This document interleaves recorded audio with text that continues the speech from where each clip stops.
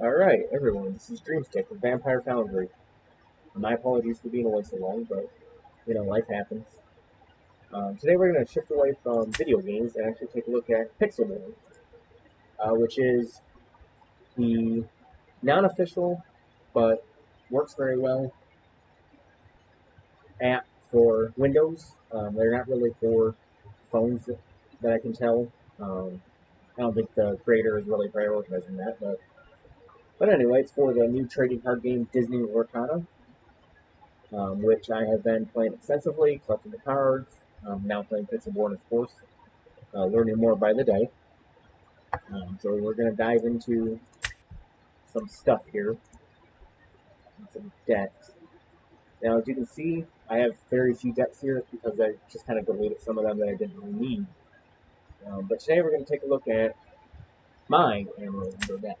This is actually one that I own in the actual, in my actual physical form, like their actual card.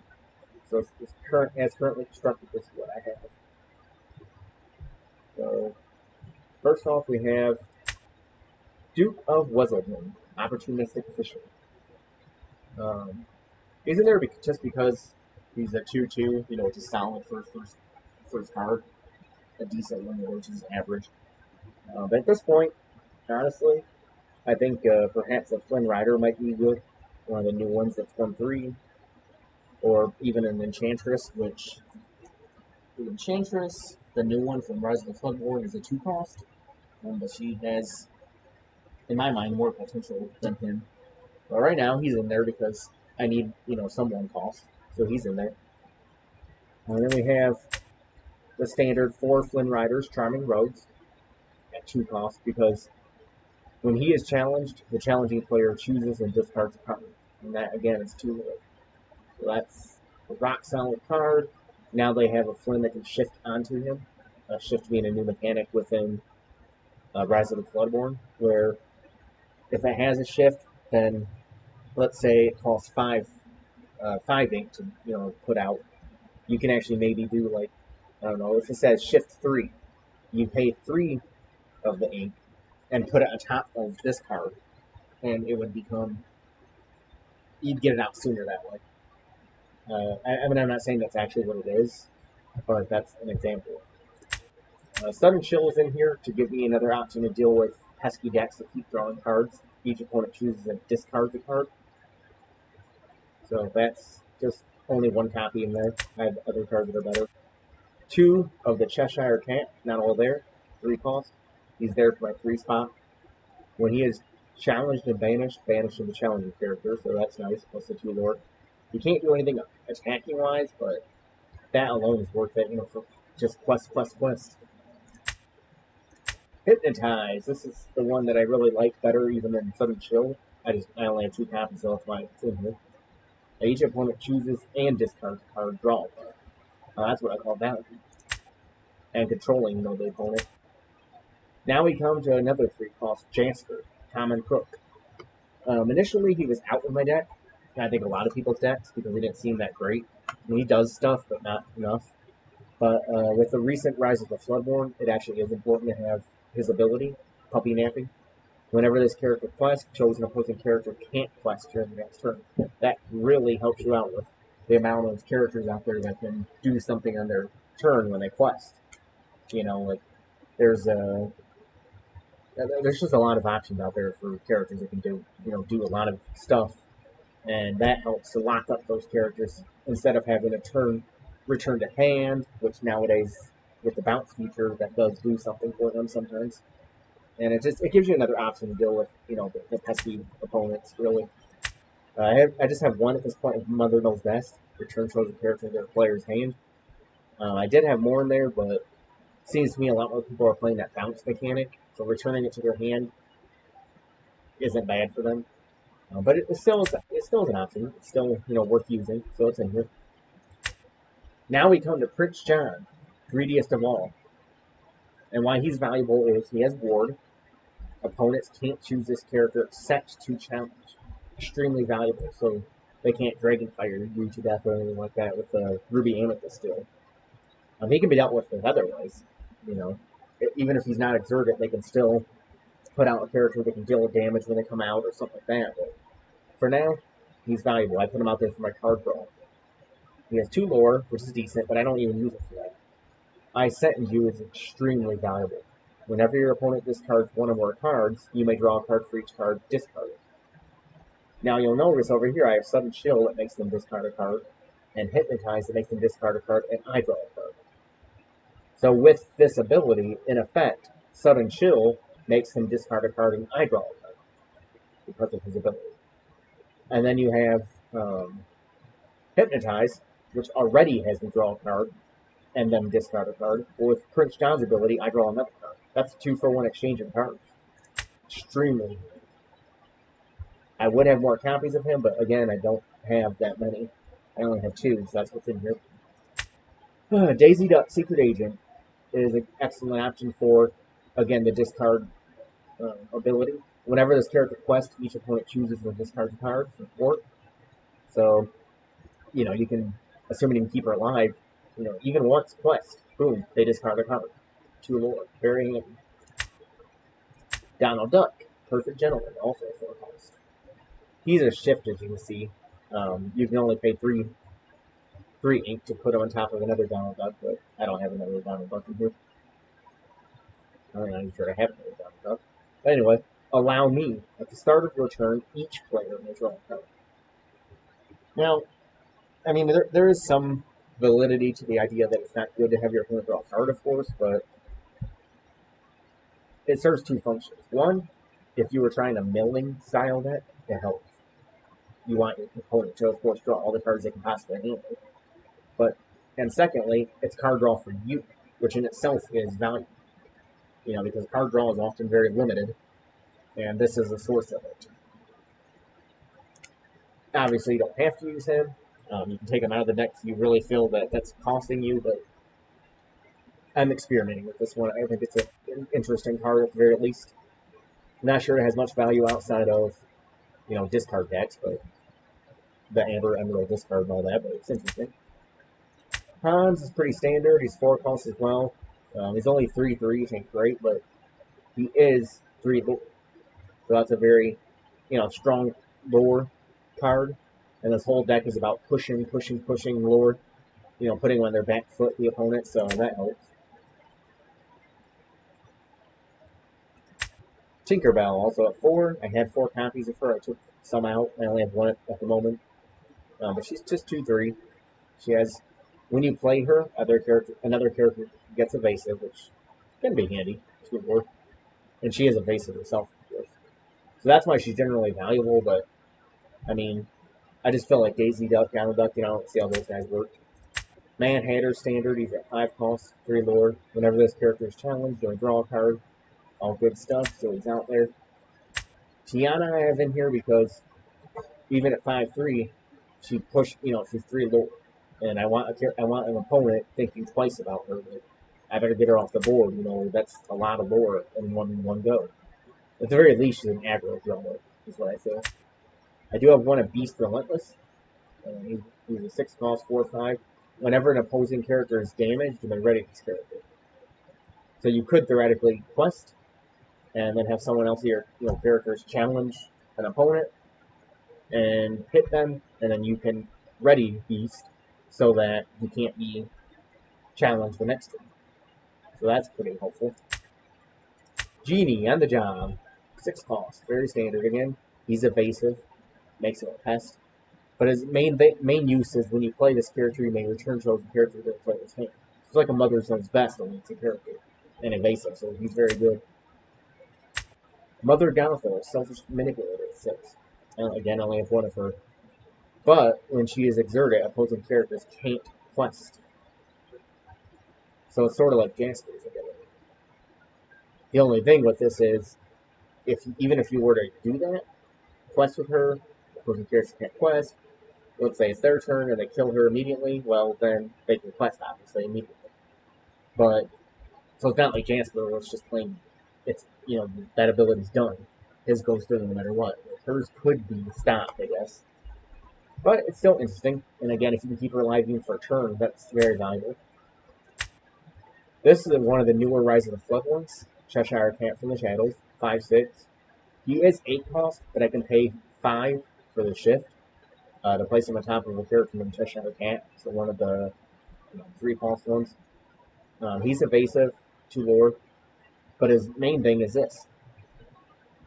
You can literally tap and banish a chosen damaged character. Now think of the possibilities of this one. You have your big hitters at the end of the game. So, you have your Cinderella Stouthearted nowadays, and you have Maleficent Monstrous Dragon, from the first chapter.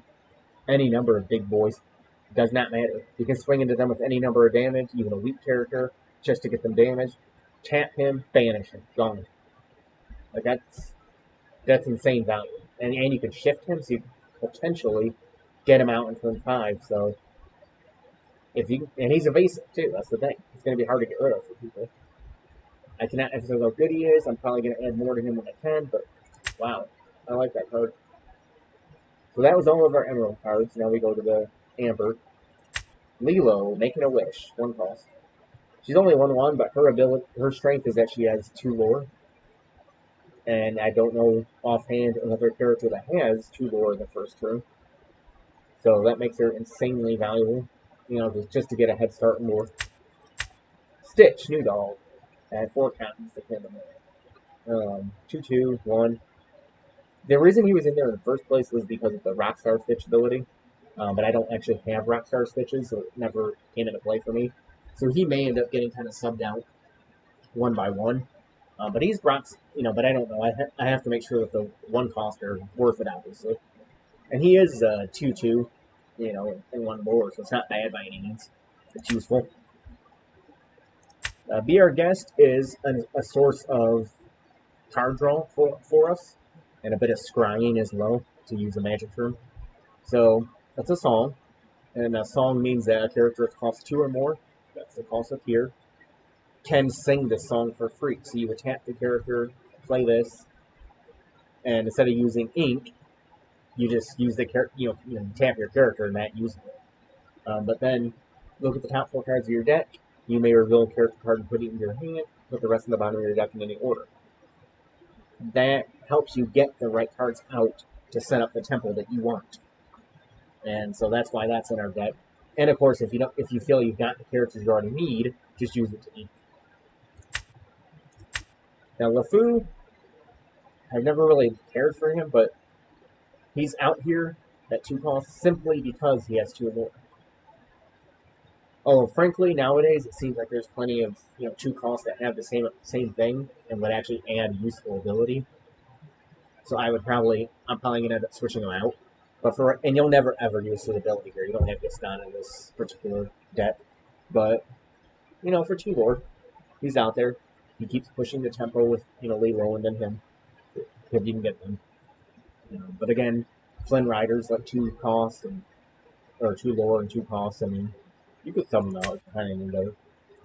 Simba, Protective Cub, very important to this entire deck. He's a bodyguard, so he can enter play exerted.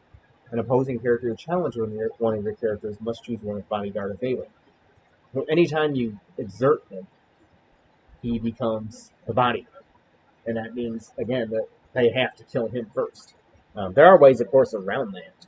There are abilities where, as I said, they can deal damage without actually challenging, or, they can use a spell on somebody else, I think. But the challenges itself, when an opposing character challenges, they have to choose symbols. So that's, a way to keep, if you can get them on turn 2, that's a way to keep your Lilo alive for a turn or 2 more. And she has 2 lore every time. So he's very useful. Bodyguards in general are useful. Just in time, I find quite useful as well. You may play a character that costs 5 or less for free.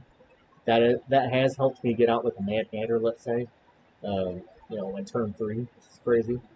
Or just any character like that you can jump ahead of the line is great. It's currently down to only 1 copy just because I was trying out with the Donald Duck and Daisy and everything, but it's possible to run more than 1 copy if you really feel like it. If you have a lot of 5 costs, maybe you want to get out there. It isn't inkable though, so that's kind of a problem. Part of Your World's in here right now. It's a song as well. Character costs 3 more to sing it. Return a character card from your discard to your hand. So it's just a way to get out of trouble if I need a character back that has been banished. World's Greatest Criminal Mind. Now here, we have one of Amber's best new tools from Rise of the Floodborn. It's an action song. Character costs 3 or more can sing it for free. I cannot emphasize how useful I think this card is. Banish chosen character with 5 attack or more.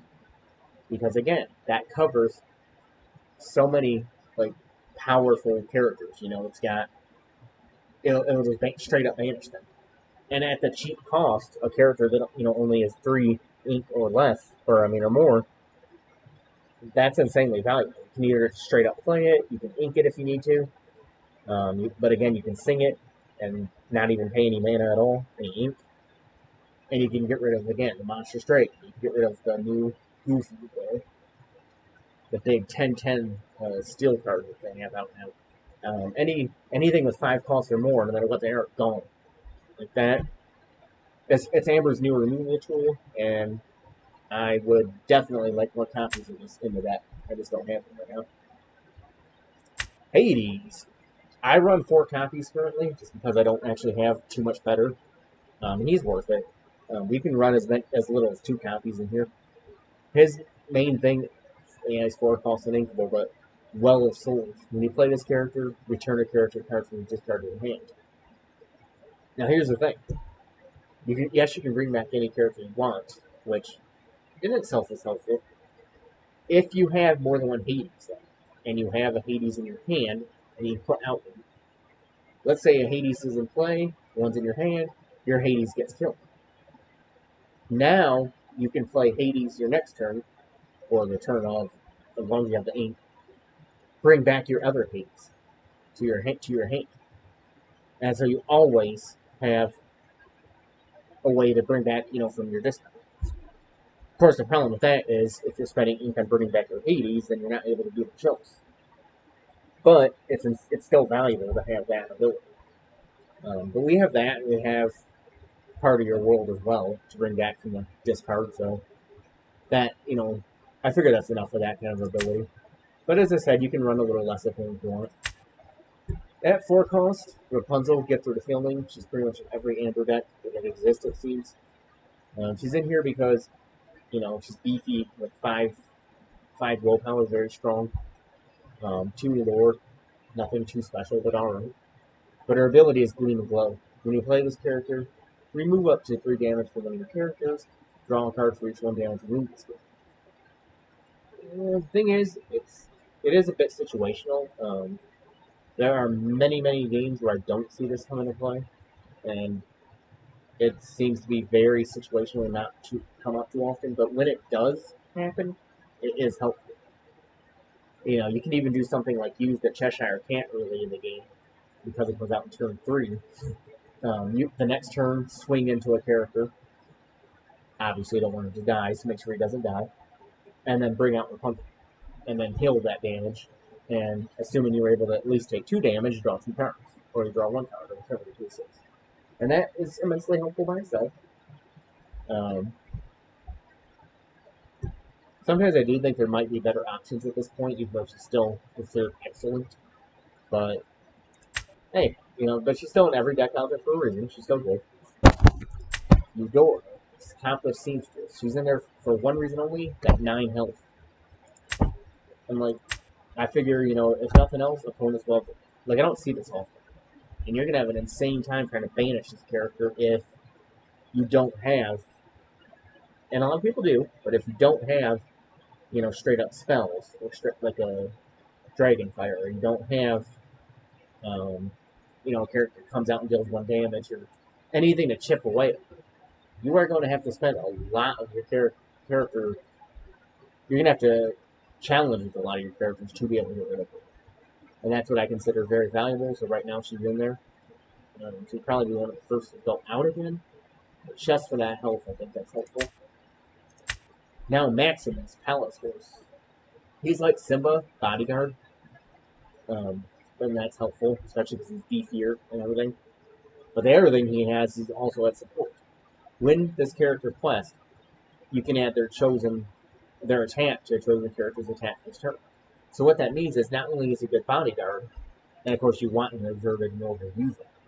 So you'll want to quest with him for that one lore, and you want to use him first on your on your turn. Because the minute you quest with him, you can add this for attack to anybody you want. That's out. And then they can swing in for, however many they attack for along with this. So that's why he's in there. He's a very, very underrated good card, I think. This is one of the new Rise of the Floodborn cards, the Queen Commanding Presence.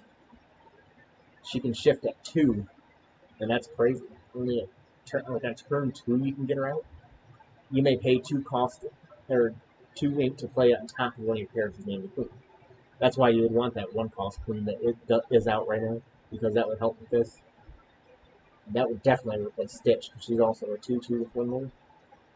But anyway, 2 lore, yeah. But when she quests, chose an opposing character that's -4 attack this turn. And chosen character that's +4 attack this turn. Wow. So, you put her out in turn 2, and all of a sudden, she quests, a chosen opposing character has nothing, and then you can swing with somebody else for 0 damage, most likely. Because at turn 2, even 3, who are they going to have that hits 4 in the first place? So they're not able to do any damage to you, so you have a challenge that I assume would knock them out, or at least wound them severely, and you take no damage at all. So I think she's going to be extremely helpful. I definitely want to replace my Stitches with the Queens. And incidentally, I actually do have one of the Queens. I just haven't put her in. But she is definitely going in there, and he is coming out. Definitely, since they're the same. And finally, we have 1 copy of Christopher Robin Adventure. 6 cost. The highest we run is 6 cost, which is him and the genie and characters like that. Not too many. We're not going for a long game. This whole deck is built to, counteract the Ruby Amethyst nonsense that's out there, all the mirror matches and everything. Their control, they like to take control of the board and, wait and wait and wait and play the late game. We want to keep the pressure on and win a lot earlier than that. At least by turn 6, if not, earlier. But anyway, what he does, he's 2/6, which is solid, 2 lore. This is a bit hard to pull off, but if you can get it out there, it's valuable. We'll always be together. Whenever you ready this character, if you have 2 or more other characters you like, gain 2 lore. Now, I don't have a way to ready characters, in my deck, like, any cards that do that, or abilities. But if you can keep them alive for your turn, well, on your turn, obviously, it's alive, but if you can put him out, and then your opponent goes, and if you can keep him alive, your next turn, he's going to ready automatically at the start of the turn, of course. That's a free 2 lore. But that's a lot of pressure on opponents to deal with him immediately, as fast as they can, or you're getting 2 lore on top of, obviously, going to quest with him for 4 lore, on top of whatever else you have out there.